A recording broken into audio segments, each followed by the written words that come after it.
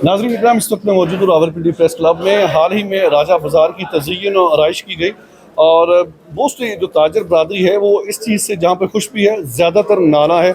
इसकी वजह यह है कि तजारत में वो जो पहले गहमा गहमी थी अब नहीं है, रास्तों को बंद कर दिया गया है। मेरे साथ भट्टी साहब मौजूद हैं। भट्टी साहब, क्या मामलात हैं, क्यों लोग आज आपने प्रेस कॉन्फ्रेंस भी की है?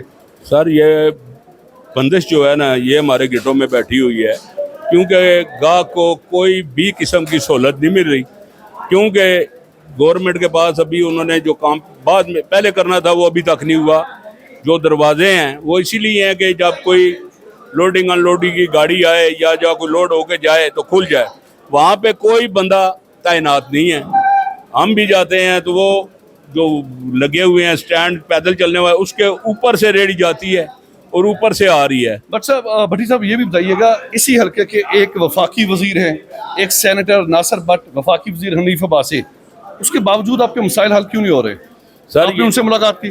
जी, मैंने बादशाह साहब से तो मुलाकात नहीं की, लेकिन नासिर भट्ट साहब से की है। उन्होंने हमें यकीन दिलाया है कि वो इस मसले का भी जो लोडिंग अनलोडिंग है इसके बारे में भी, क्योंकि आपको भी इल्म है कि इंतज़ामिया चेंज हुई है फौरी तौर पे, तो वो इंशाल्लाह नए आते हैं तो 2-4 दिन के अंदर अंदर हम उनको लेके जाएंगे भी, उनसे फ़ोन भी करवाएंगे और इंशाल्लाह मिलेंगे। ताजर बरादरी में आपस में भी इत्तेफाक नहीं है। पिछले 8 साल से इलेक्शन नहीं हो पा रहे, 2-2, 3-3 धड़े बने हुए हैं। तो इस तरह के आप समझते हैं कि ताजर बरादरी के मसाइल हल हो जाएंगे? मैं समझता हूँ कि इसी वजह से हमें नुकसान हो रहा है। हमें चाहिए, मैंने आपके ज़रिए यही पैगाम दिया है कि मैंने ये नहीं कहा कि मुझे बना लो सदर। अब मैं चाहता हूँ कि जमहूरी तरीके पे इलेक्शन हो जाए, जो भी जीते उसका हक है कि वो नुमाइंदगी करे, और जब उसके ऊपर ये जिम्मेदारी होगी कि मैं मुंतखब होके आया हूँ, वो लोगों के काम करेगा। ये जो इस वक्त जो टोला बैठा हुआ है, इसने वोट ही नहीं लिया, अब इसके पास मैंडेट ही नहीं है, तो वो लोगों के काम कैसे करे?